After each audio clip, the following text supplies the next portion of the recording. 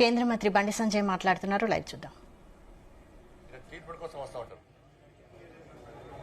దాన్ని దృష్టిలో ఉంచుకొని కేంద్రంలోని నరేంద్ర మోడీ గారి ప్రభుత్వం మొదటి నుంచి కూడా విద్య వైద్యానికి ప్రాముఖ్యతనిస్తున్న విషయం వాస్తవం. అది ప్రధానమంత్రి ఆయుష్మాన్ భారత్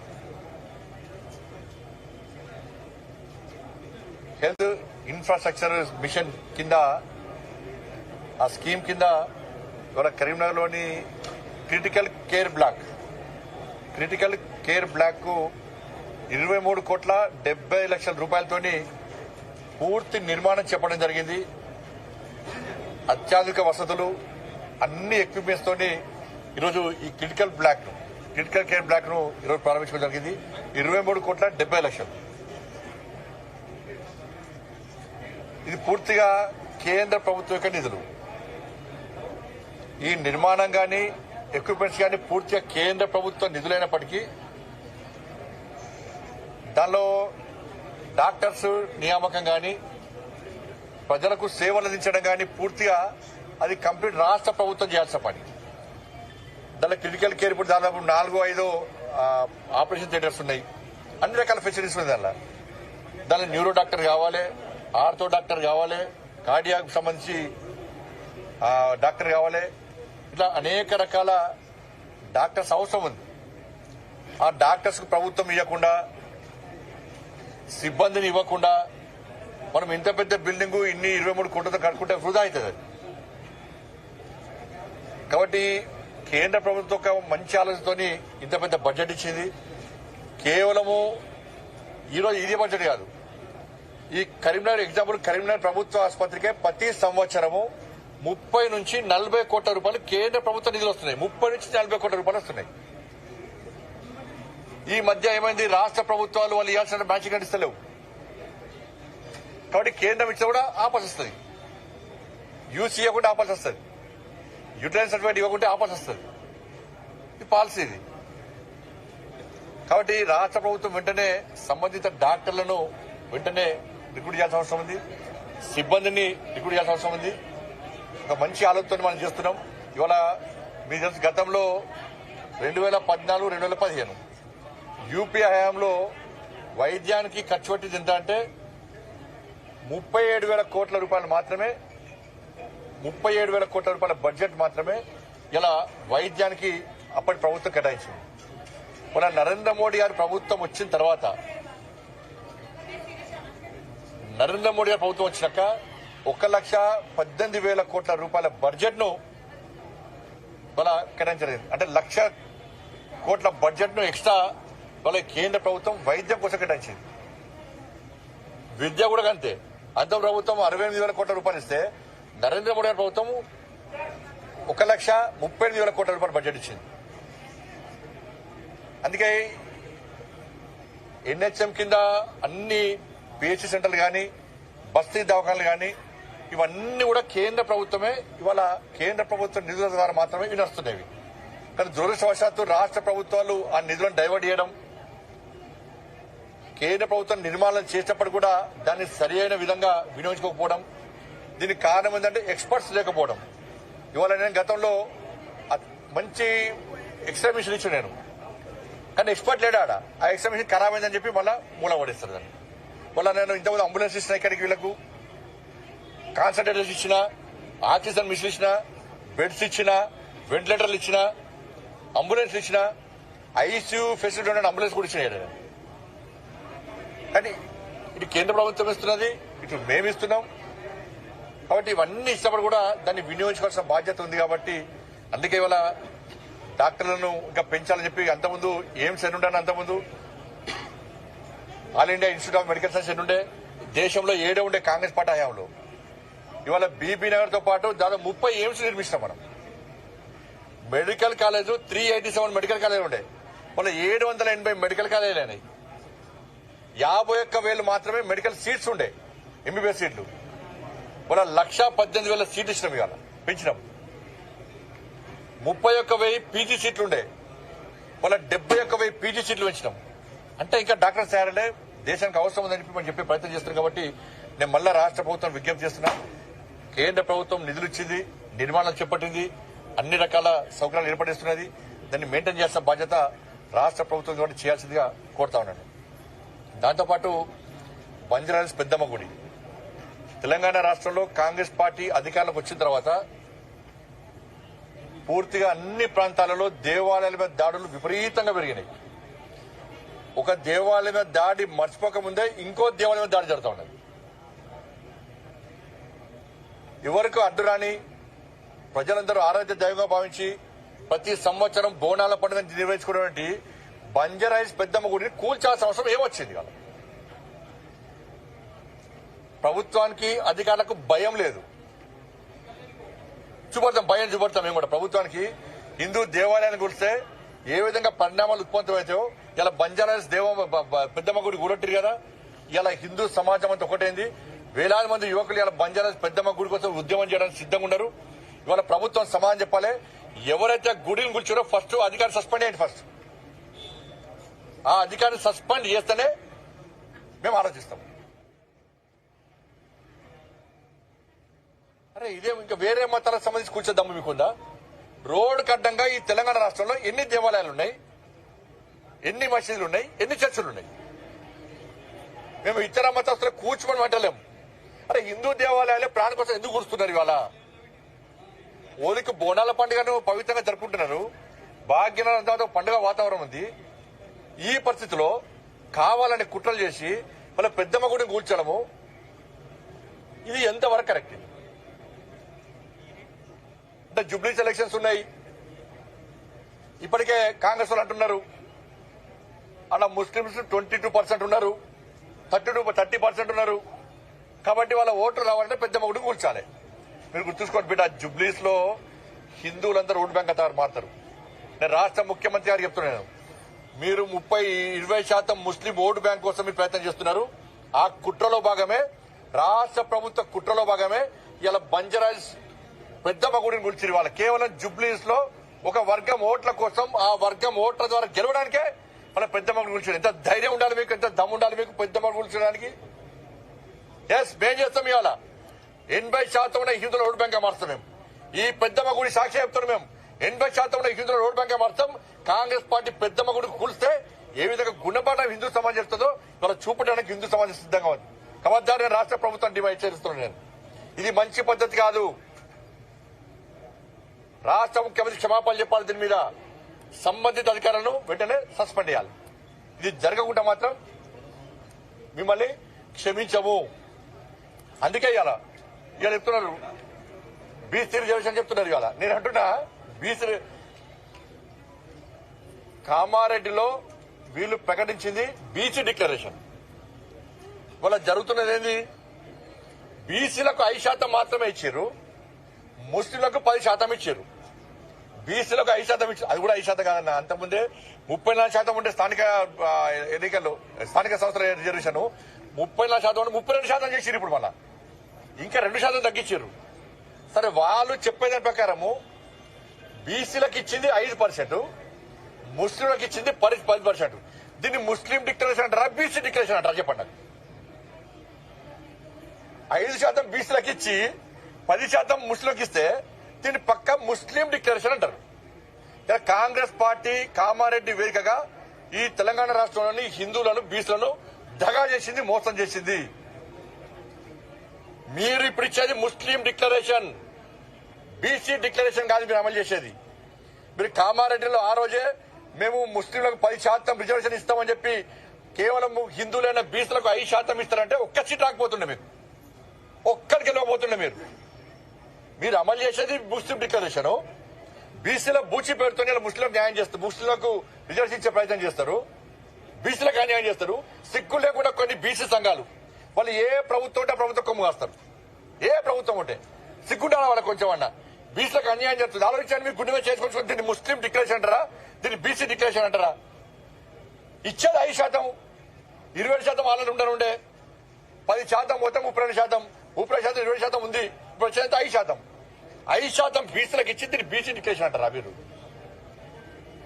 మేము బీసీలకు తెలుస్తాం, మేము బీసీలను చేస్తామంటున్నారు. ఏం చేసి 5% ఇచ్చి బిచ్చమెత్తురా మాకేమన్నా? కామారెడ్డిలో బీసీ డిక్లరేషన్ అంటారు, మీరు ముస్లిం డిక్లరేషన్ అమలు చేస్తారు. ఇక్కడ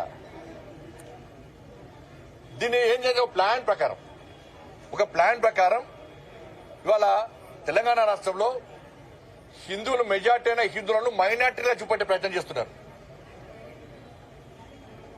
100% ముస్లింలకు రిజర్వేషన్ ఇచ్చి 100% ప్రతి ఒక్కరికి రిజర్వేషన్ ఇచ్చి వాళ్ళ హిందువులను మెజార్టీ అయిన హిందువులను మైనార్టీగా చూపెట్టడానికి కుట్రలో భాగమే కాంగ్రెస్ పార్టీ ఆలోచన.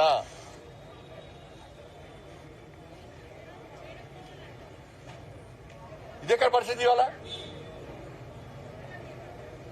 మేము మొదటి నుంచి మా లైన్ క్లియర్. మేము బాబాసాహెబ్ అంబేద్కర్ రాజ్యాంగానికి అమలు చేస్తున్నాం దేశంలో. నరేంద్ర మోడీ ప్రభుత్వం గుజరాత్ లో చేస్తలేరా? మహారాష్ట్ర నువ్వు తెలంగాణ ఏడు ఫస్ట్. తెలంగాణ ఏడు ఫస్ట్. నువ్వు కామారెడ్డి డిక్లరేషన్ ఏంది? 42% బీసీలకు రిజర్వేషన్ ఇస్తావు. 42% పూర్తి రిజర్వేషన్ బీసీలకు అయ్యి మేము మద్దతు తెలుపుతాం. కానీ బీసీలకు 5% ఇచ్చి మీరు ముస్లిం డిక్లరేషన్ అమలు చేస్తా అంటే 80% అడ్డుకుంటాం. ఇక్కడ అడ్డుకోకుంటే ఈ విష వృక్షము దేశవ్యాప్తంగా నడకపోతుంది. కదా ఇదే డిక్లరేషన్ దేశవ్యాప్తంగా అమలు చేస్తారట వీళ్ళు. అంటే ఏంది? దేశవ్యాప్తంగా హిందువులను మైనార్టీలు చేస్తారు. ఓటు బ్యాంక్ కోసం ఒక వర్గానికి కొమ్ము కాస్తారు వాళ్ళు. ఇదేనా మీరు చేసేది? బీసీలు అంత అమాయకులు గారు. స్థానిక సంస్థల ఎన్నికల్లో మీకు 100% హిందూ సమాజం బీసీలు పక్కా గుణపాఠం చెప్తారు. మీరు రాసి పెట్టుకోండి. కాంగ్రెస్ పార్టీ మీరు ఏదో కొంతమంది లీడర్లు టీవీలలో బ్రేకింగ్లు వస్తాయి, వాళ్ళు మాట్లాడింది వాయిస్ కంపల్సరీ టీవీలలో పేపర్లు వస్తుంది, అదే ప్రజలు నమ్ముతున్నారు అనుకుంటే మూర్ఖత్వం. గ్రౌండ్ లో ఉన్న రిపోర్ట్ తెలుసుకోండి. బీసీలు అందరూ అంటారు మాకు కేవలం 5% ఇస్తున్నారు, ముస్లింలను బీసీలు వెళ్తే మేము ఒప్పుకోము అనేది వాస్తవం. అది రాహుల్ గాంధీ గారు అంటున్నారు హిందూ ఇది దేశవ్యాప్తంగా 50% ఉన్న రిజర్వేషన్ కోటలను గేట్లను తొలగించాట రిజర్వ్ అమలు చేస్తారు. అంటే హిందూ ధర్మాన్ని అంటే హిందూ సమాజాన్ని దాని సంగతి చూస్తారండి. నిన్న పేపర్ చూసి నిన్న మీ తాతతో కాలే, మీ నాయనమ్మతో కాలే, మీ నాయనతో కాలే, నీతో అవుతుందా? హిందూ ధర్మాన్ని హేళన చేస్తే, చీల్చే ప్రయత్నం చేస్తే ఈ దేశంలో ఏమవుతుందో అడుగుదామంటే మీ నాయన లేడా, తెలుసుకుందామంటే మీ నాన్నమ్మ లేదా, విందామంటే మీ తాత లేడా? వాళ్ళతో కాదు, నీతో అవుతుంది. ఏమవుతుంది నీతో?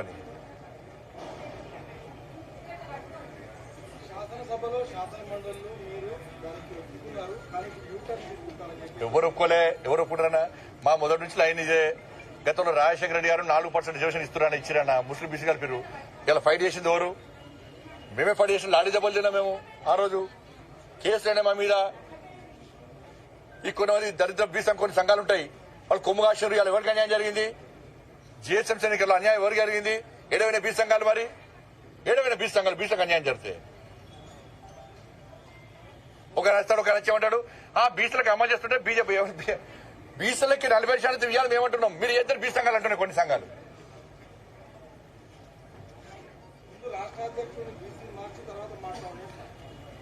డాక్టర్ లక్ష్మణ్ లక్ష్మణ్ గారు, అంత ముందున్న దత్తాత్రేయ గారు కూడా బీసీఏ, అంత ముందున్న చలపతి గారు కూడా బీసీఏ, ఉన్నదాముకున్న బండి సంజయ్ కూడా బీసీఏ. ఇలా మీ ప్రభుత్వం, మీ పార్టీలో ఎంతమంది బీసీలు ఉన్నారు? మా పార్టీలో ఎంతమంది బీసీలు ఉన్నారు? గతంలో ఇప్పుడు తెలంగాణ రాష్ట్రంలో మీ ప్రభుత్వంలో ఎంతమంది బీసీలు ఉన్నారు మంత్రులు? వాళ్ళు నరేంద్ర మోడీ గారి ప్రభుత్వంలో 27 మంది ఎంపీలు, బీసీ ఎంపీలు మంత్రులు, 12 మంది ఎస్సీ సామాజిక వర్గానికి సంబంధించిన ఎంపీలు మంత్రులు, 8 మంది ఎస్టీ సామాజిక వర్గానికి సంబంధించిన ఎంపీలు మంత్రులు. మా దేశ ప్రధాని బీసీ. ఆ బీసీని మోడీ కులాన్ని బీసీగా మార్చింది ఎవరు? గుర్తించింది ఎవరు? 40 సంవత్సరాల క్రితము కాంగ్రెస్ పార్టీ ప్రభుత్వమే కదా. మరి మోడీ గారు కన్వర్ట్ అంటే రాహుల్ గాంధీ గారు వాళ్ళ తాత ఏ జాతే? పార్సీ జాతికి సంబంధించిన ఫిరోజ్ ఖాన్ గాంధీ మనవాడు. వాళ్ళ తల్లి ఏ జాతి? ఇటలీకి చెందిన క్రైస్తవురాలు. మరి రాహుల్ గాంధీ గారు కన్వర్ట్ క్రిస్టియనా, కన్వర్టెడ్ ముస్లిమా, కన్వర్టెడ్ హిందువా? చెప్పాలి. మోడీ గారు పక్కా హిందూ. మీ కాంగ్రెస్ పార్టీ వాళ్ళని బీసీలో గుర్తించింది, వాళ్ళ కులాన్ని బీసీలో ఇచ్చింది, పక్కా బీసీ. నేను క్లారిటీ ఇచ్చిన. మరి రాహుల్ గాంధీ గారు కన్వర్టెడ్ క్రిస్టియనా, కన్వర్టెడ్ ముస్లిమా, లేకపోతే హిందువా? చెప్పండి. ఏ జాతికి చెందిన వ్యక్తి?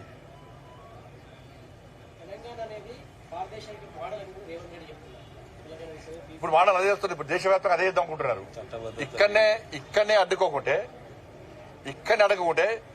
ఈ విషవృక్షము దేశవ్యాప్తంగా నారదాం చూస్తున్నారు. కాబట్టి ఇక్కడనే భారతీయ జనతా పార్టీ పక్క అడ్డుకొని తీరుతామేమో.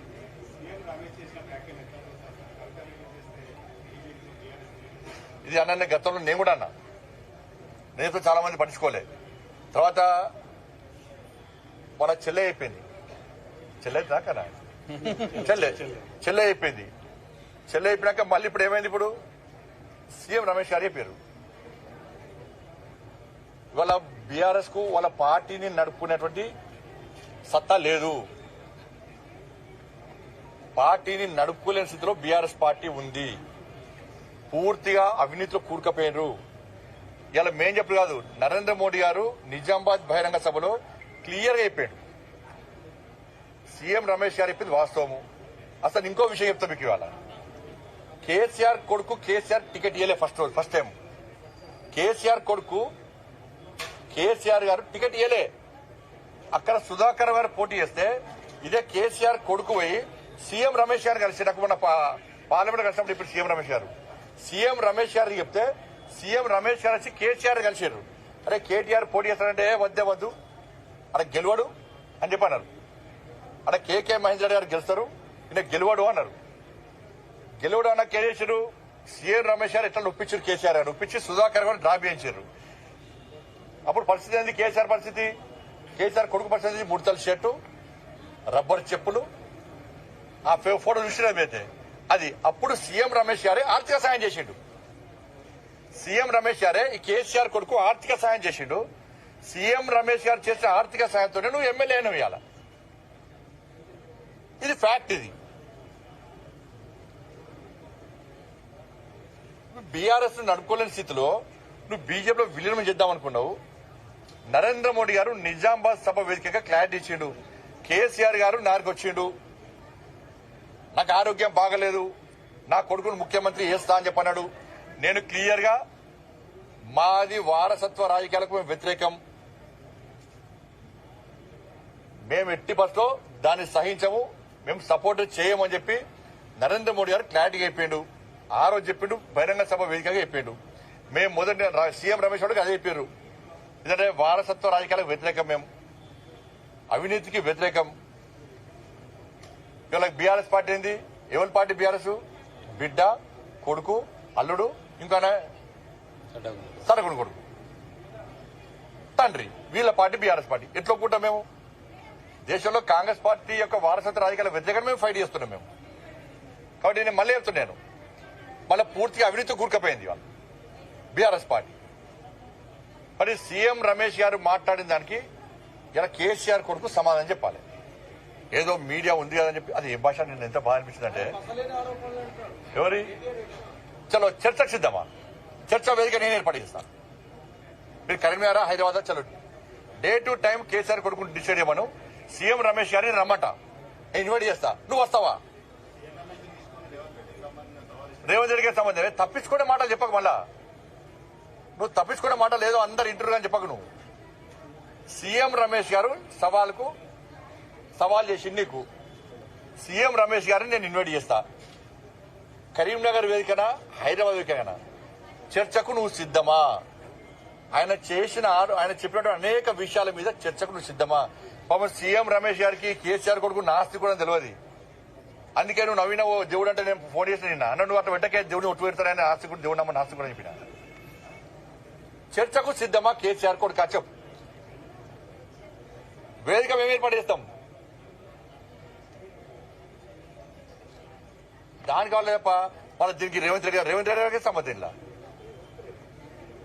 ఆ భాష ఏందన్నా, నిన్న ప్రభుత్వం చాతకంతనం, ముఖ్యమంత్రి ఎవరన్నా కానీ అన్న, అరే హౌలే అట, అరే హౌలే.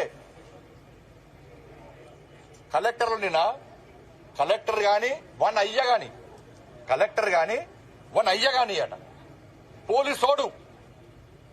ఇది కేటీఆర్ కొడుకు వాడే భాష, ఇది కేసీఆర్ కొడుకు వాడే భాష. కలెక్టర్ గాని వన్ అయ్య గాని అట. ఇది అన్ని భాష. ఇది తెలంగాణ భాషనా? ఇది తెలంగాణ యాసనా? ఇది ఇంత అహంకారం ఎందుకు? కనీసం సంస్కారం లేదు, సంస్కారహీనుడు నువ్వు. సోషల్ మీడియా వేదిక చేసుకుని దుబాయ్ సిగ్గు లేకుండా దుబాయ్ నుండి సోషల్ మీడియా నడుపుకుంటూ చెప్పిన మా కార్యకర్తలు చెప్పిన నీ సోషల్ మీడియా మిత్రుడే పేరున్నది, వీళ్ళ పేర్లు బిడ్డ అందరూ ఒక 4 పేర్లు మా దగ్గర ఉన్నాయి. మాకు వ్యతిరేకంగా, మా పార్టీకి వ్యతిరేకంగా కాంగ్రెస్ పార్టీ వాళ్ళంటే భరిస్తారు. వాళ్ళు రాహుల్ గాంధీ తిట్ట భరిస్తారు, ముఖ్యమంత్రిని హరే అవులోన భరిస్తారు, వాళ్ళ పార్టీ తిట్ట భరిస్తారు. చాలాగానే వాళ్ళు కాంగ్రెస్ వాళ్ళు.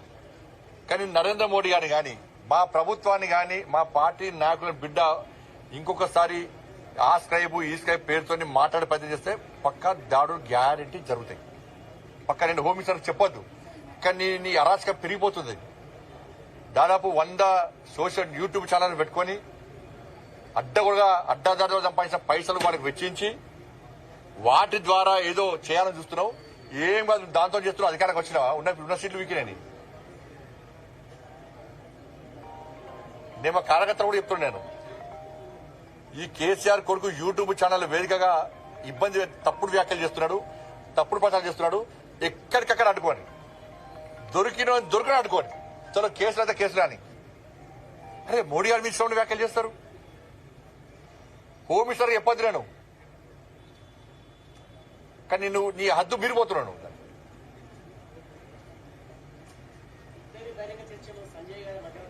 పక్కా ఉంటా, పక్కా 100% ఉంటా. కరీంనగర్ వేదిక రెడీ, నేను వేదిక ఏర్పడేస్తాను. నేను కేసీఆర్ కొడుకు చెప్తాను, పక్క చెప్తున్నా, నేను చెప్తున్నా.